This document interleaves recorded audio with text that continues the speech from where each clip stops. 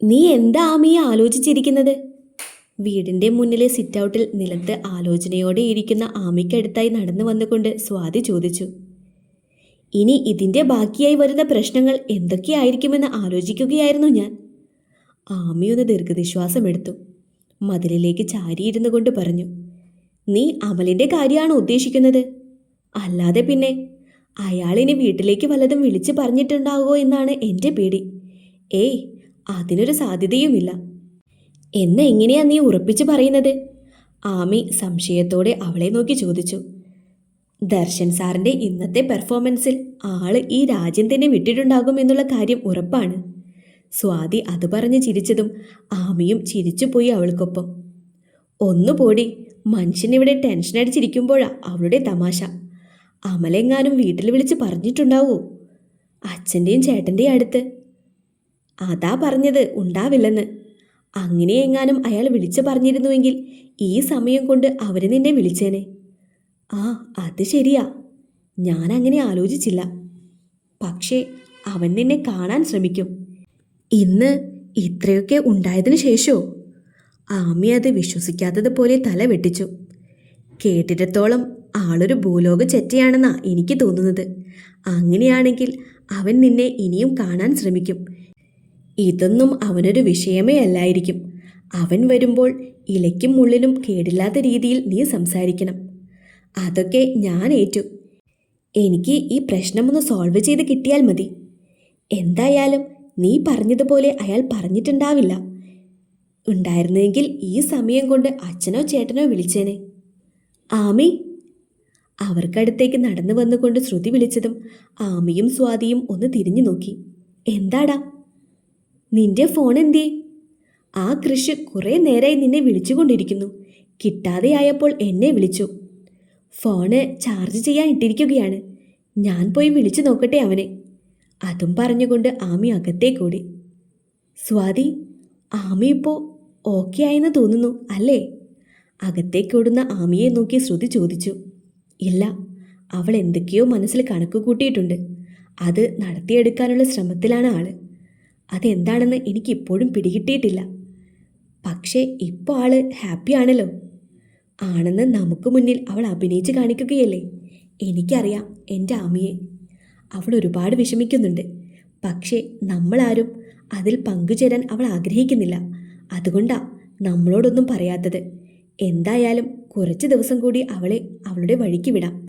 അപ്പോഴേക്കും കാര്യം ഞാൻ കണ്ടെത്തിയിരിക്കും. അപ്പോഴേക്കും ആമി തിരിച്ചു വരുന്നത് കണ്ട് അവർ ആ സംസാരം വിട്ടു. എന്തിനാ കൃഷി വിളിച്ചത്?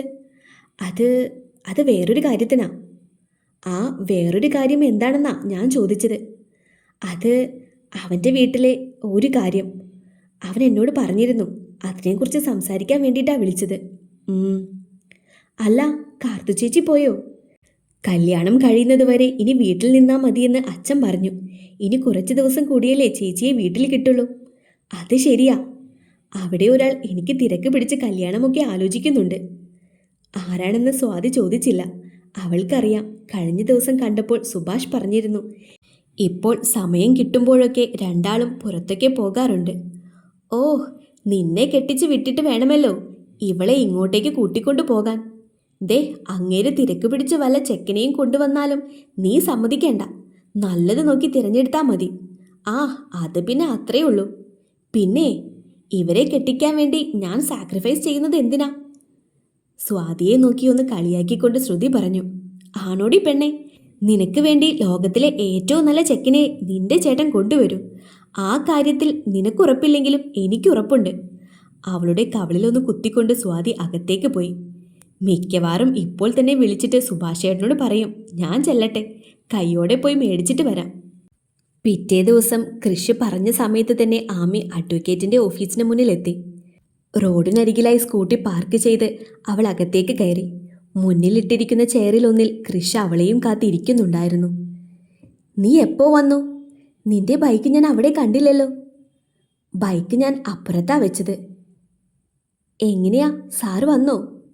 നമുക്ക് കയറി കാണാൻ പറ്റുമോ ആളെ? സാറ് വന്നിട്ടുണ്ട്. നീ വന്നു കഴിയുമ്പോൾ അകത്തേക്ക് വന്നോളാനും പറഞ്ഞിട്ടുണ്ട്. പക്ഷേ ആമി, വേണോടെ ഇത്? ഒന്നുകൂടി ആലോചിക്ക്. മാറ്റാൻ പറ്റില്ലേ നിന്റെ തീരുമാനം? ദേ ചെക്ക, ഞാൻ ഇന്നലെ നിന്നോട് പറഞ്ഞു എൻ്റെ തീരുമാനം ഉറച്ചതാ. ഇനി അത് മാറ്റാൻ പറ്റില്ല. പറ്റുമെങ്കിൽ നീ എൻ്റെ കൂടെ സാറിനെ കാണാൻ വാ, ഇല്ലെങ്കിൽ ഞാൻ ഒറ്റയ്ക്ക് പോയിക്കോളാം. അതൊന്നും വേണ്ട, നീ വാ. ഇത്രയൊക്കെ ചെയ്യാമെങ്കിൽ കൂടെ വരാനും എനിക്ക് പറ്റും. പിണക്കത്തോടെ അവളുടെ മുഖത്ത് പോലും നോക്കാതെ അവൻ അഡ്വക്കേറ്റിൻ്റെ റൂമിലേക്ക് കയറി. പുറകെ ആമിയും. ആമി ചെറിയ രീതിയിൽ കാര്യങ്ങളൊക്കെ അയാൾക്ക് മുന്നിൽ അവതരിപ്പിച്ചു. കാര്യങ്ങളെല്ലാം കേട്ടുകഴിഞ്ഞപ്പോൾ അഡ്വക്കേറ്റ് അവൾക്ക് നിയമവശങ്ങളെല്ലാം പറഞ്ഞു കൊടുത്തു. ഒന്നുകൂടി ആലോചിച്ചിട്ട് പോരെ ഡിവോഴ്സിൻ്റെ തീരുമാനമെന്ന് അദ്ദേഹം ചോദിച്ചു. എങ്കിലും അതിൽ തന്നെയാണ് ഉറച്ചു നിൽക്കുന്നത് എന്ന് ആമി പറഞ്ഞതിനെ തുടർന്ന് പേപ്പറെല്ലാം ശരിയാക്കി അവളെ വിളിക്കാമെന്ന് അദ്ദേഹം പറഞ്ഞു. തിരിച്ചു പോകുമ്പോൾ കൃഷ്ണനോട് സംസാരിക്കാൻ ആമി ഒരുപാട് ശ്രമിച്ചെങ്കിലും അവൻ അവളെ കേൾക്കാൻ നിന്നില്ല. ഹലോ, വിച്ചുവേട്ടനല്ലേ? അതെ, ആരാ സംസാരിക്കുന്നത്? ഞാൻ നിത്യ, ദേവിയുടെ ഫ്രണ്ട്. അന്ന് വീട്ടിൽ വന്നില്ലേ?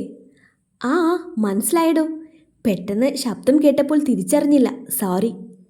അതിന് ഒരു തവണയല്ലേ നമ്മൾ കണ്ടിട്ടുള്ളൂ. അപ്പോഴേക്കും ശബ്ദമൊന്നും തിരിച്ചറിയാൻ പറ്റില്ല. അതിന് ഇനിയും സമയമുണ്ടല്ലോ. അവളുടെ ആ മറുപടിയിൽ വിച്ചു ഒന്ന് ചിരിച്ചു.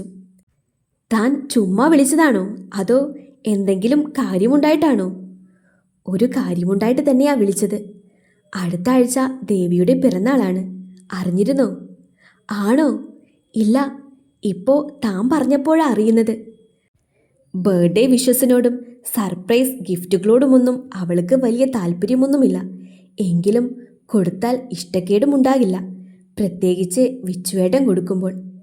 എന്തായാലും പറഞ്ഞു തന്നത് നന്നായി. ഞങ്ങൾ തമ്മിൽ പരിചയപ്പെട്ടതിന് ശേഷമുള്ള ആദ്യത്തെ ബർത്ത്ഡേ അല്ലേ?